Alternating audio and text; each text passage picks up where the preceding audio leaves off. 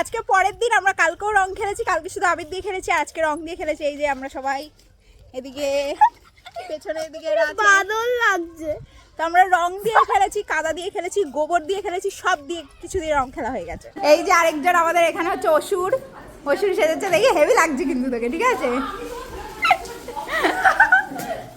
এটা ভিডিও করছি।